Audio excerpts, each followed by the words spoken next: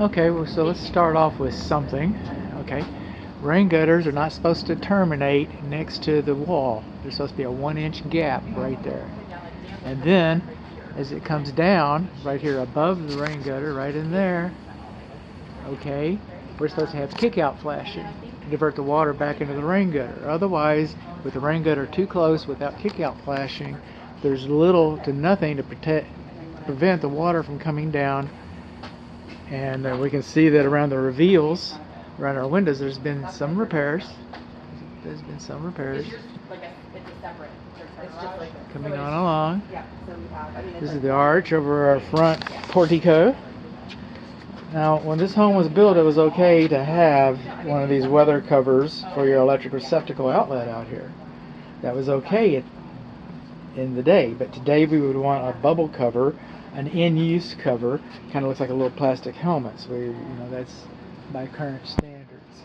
I'm coming over here and I'm looking over the garage, over the portico, and I see some discoloration on the ceiling right there. I'm going to hit that with some infrared here in a little bit. This front door button should have been sealed to help prevent water from getting in there. It does work, and the light is on. And then we coming on along here. This is where we got our water pressure. That is an in-use cover right there. That's an in-use cover. We're coming around here, and we see that this house has been. And I also see that I need to kind of turn some water off a little better. It's still dripping. That faucet's a little bit on the difficult side. And we're coming over here, and we're looking. You see that right there? This is a termite bait station. Okay, the way termite bait stations work, I mean, it's in two categories. One is consumer, which the Texas Structural Pest Control Board does not recognize, and one is professional. And what the bait station, how it works, is it has an attractant in there. It baits termites. So the termites come in close to the house, but not quite to the house. Okay, they take the bait and they take it home to Mama Queen termite. And then when she gets sick and dies, then the whole colony collapses. Now, termites operate by pheromones.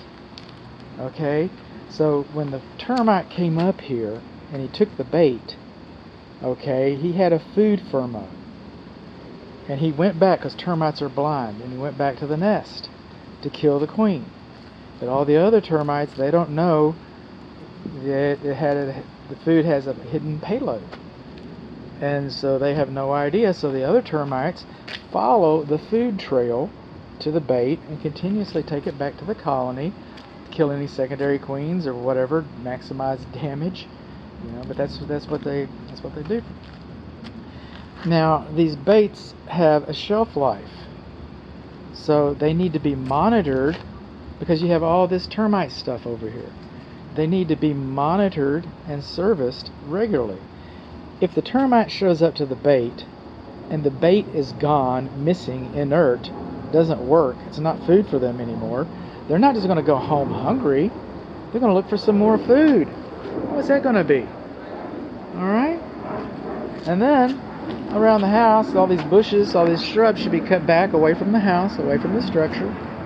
Your exterior light fixture right there, it should be sealed on 3 sides. Okay, we're coming on along here. The rain gutter butt in is too close again. We do not have the kick out flashing again. Rain gutter is below grade at this point. But around here we got a bunch of debris and wood mulch. Where do termites live? In the ground. What do they eat? Dead wood. What's mulch? Dead wood on the ground next to your house. It's called a clue. Well, here we got some high soil on the side of the primary bathroom. That's our vacuum breaker for our swimming pool. This is our double clean outs for our sewers. So those are all good things. Our fence should have a self-closing spring on it. Okay, our gate, should have a self-closing spring on it. And then our side fence, this fence is installed inside out. you got the pretty side. But what happens is the rails, top rail, middle rail, bottom rail, the rails on the other side is a ladder that a kid could crawl over. A tree, I know this is a Japanese maple, but we've got other trees.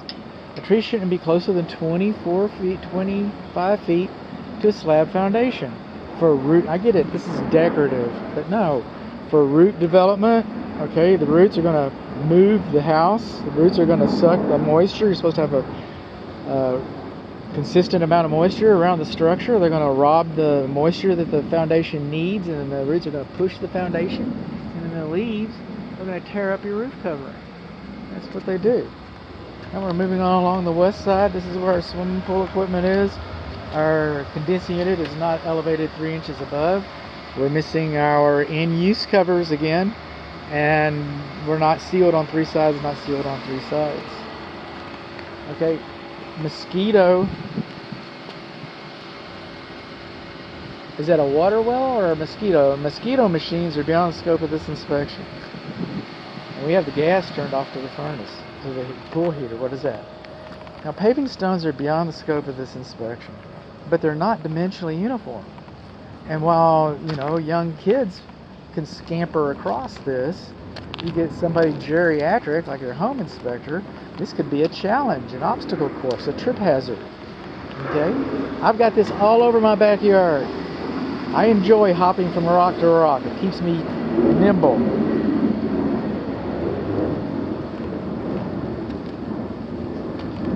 But it's not dimensionally uniform. You should just know about that. Trees too close, bait station, high soil, wood mulch. Okay, water heater, that temperature pressure leak valve drain pipe is crimped closed. We have a grill over here. I guess the gas is on to that. Okay, do not have a sediment trap. We have a sediment trap now. Coming on along, doesn't look like it's been operated in a while.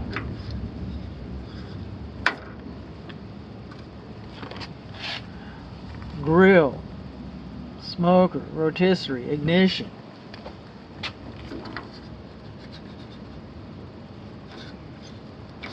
Okay, high, low. Our ignition doesn't work. The grill doesn't work. The grill's beyond the scope, by the way, but still. I'll probably play with that a little more. I get in the swimming pool and stuff. We've got a faux chimney. That chimney does not extend high enough off the roof. It's okay because it's flat in the back. This is not a working fireplace. This is not a working fireplace. And then we come around here, and I don't know where we're getting it. And I don't know what we're seeing.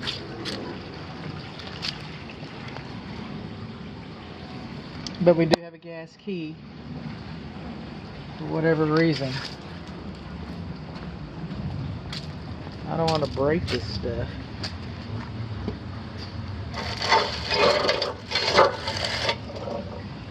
But it doesn't look like there's anything hidden underneath it either. But it's a dummy fireplace, and it can be. You got 2 sides open to the exterior. You don't need a chimney. But I don't know where the gas key goes to. Moving on along. Too close to the end, no kick out flashing. Got a dead valley right up there.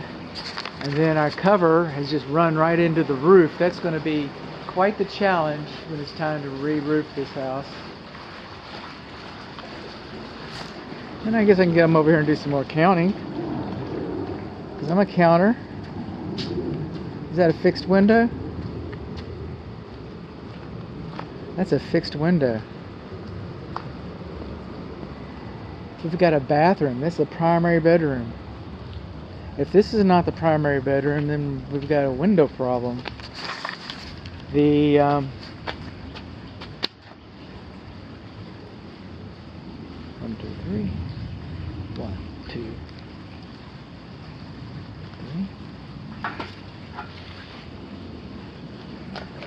3. The room above the garage is not a bedroom.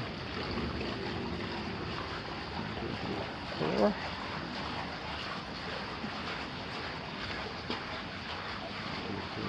4. So, 6, 7,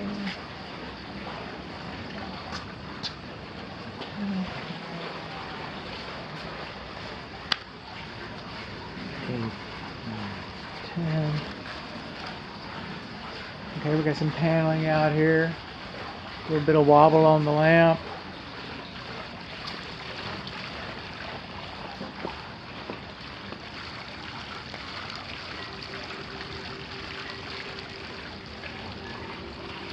And here we got the key. We got a box for a TV. Okay.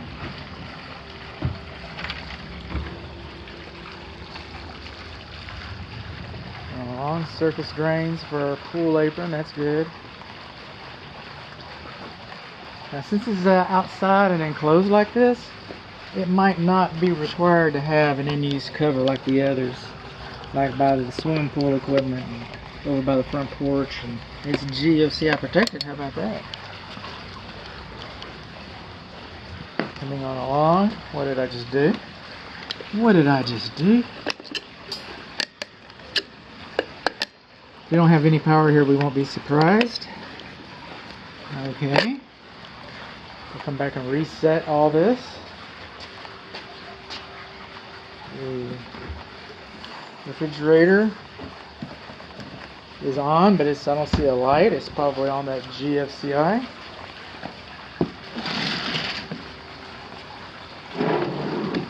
There's a secret drawer.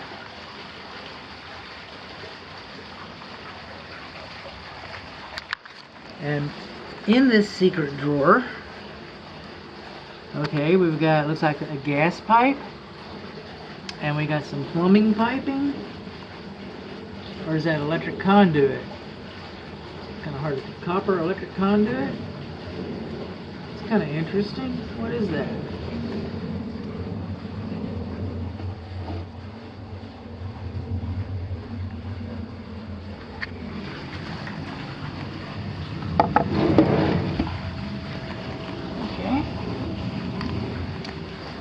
Keep moving on around, see what's in this one. Another drawer.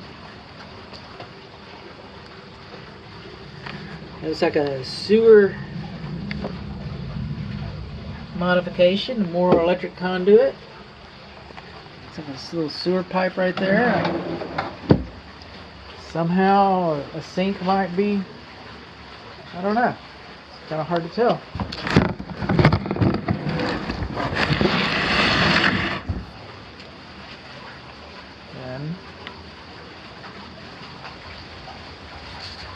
This is kind of neat how they put this big patio on the back of here. But they did put a big patio on the back of here. This is not original to the house. Not original to the architecture.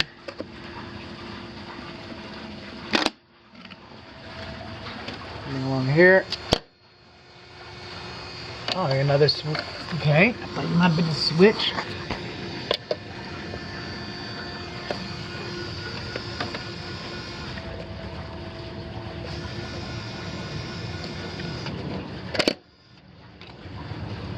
I hear a buzzing sound. Interesting.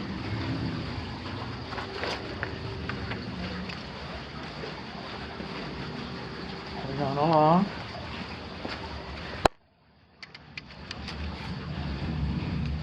Let's trip another GFCI. So we got two we're looking for now.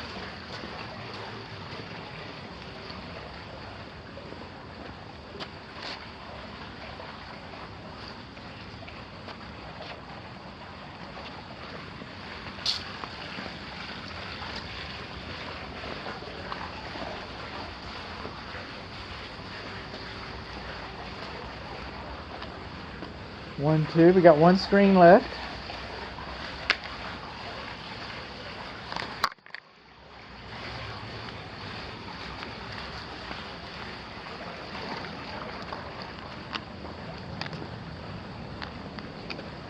While we're here, we might as well talk about the windows.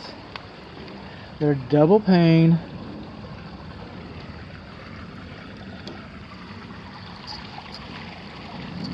vinyl frame.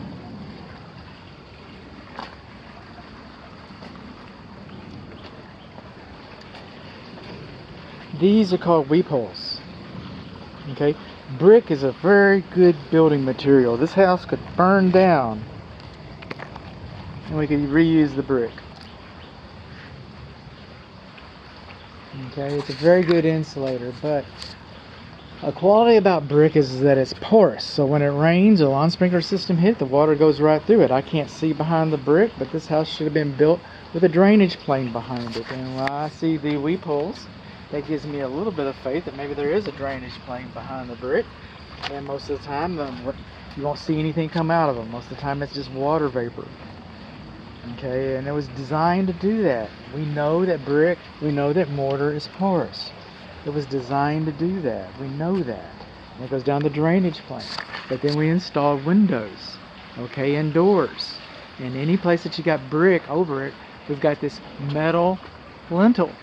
And the lintel holds the brick up. Otherwise, the brick would just fall. There's nothing up there to hold it up. So we have these metal lintels. Whenever you have the metal lintels, we have now disrupted the drainage plane. By disrupting the drainage plane, we now need weep holes over the lintels to allow the same type of vapor out so that the system can continue. Otherwise, water can migrate, or collect or pool or whatever you want to call it, but it can just kind of sit right in this area, and pretty soon it affects the wall. And then right here we got a little bit of rotten fascia board. Right up there, we sure do. A little rotten fascia board. Let's see.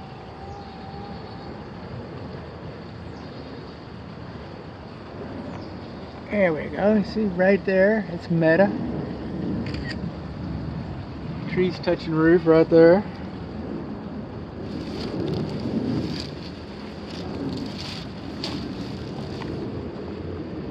Moving on along, this is the backwater faucet. Vacuum breakers where they're supposed to be. Good. You can see this is a post-tension slab. That's a good thing. There's several types. Got a bit of little wood rot right over there. You see that in the sun?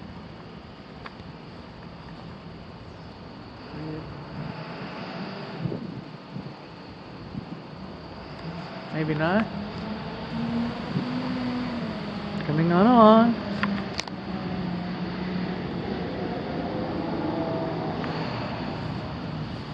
This is another water heater. Apparently this home has 2 water heaters. That one terminates just about perfect, so that's fine. We got a dog door that's been installed into this wall. It goes into the laundry. If you got a dog, it might not bother you so much. Okay, our flapper's missing. And then over here, this control joint over this window, right up there, there's a big old gap. There, it should be sealed. Again, this fence is backwards. This fence is installed right, so the rails are on this side. It's our weather sensor. The spring is broken on this gate. Used to have a spring.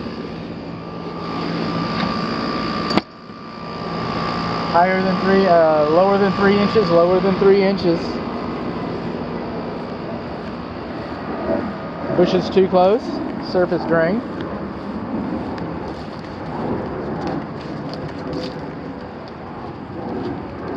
Surface drain, bushes too close, wood rot.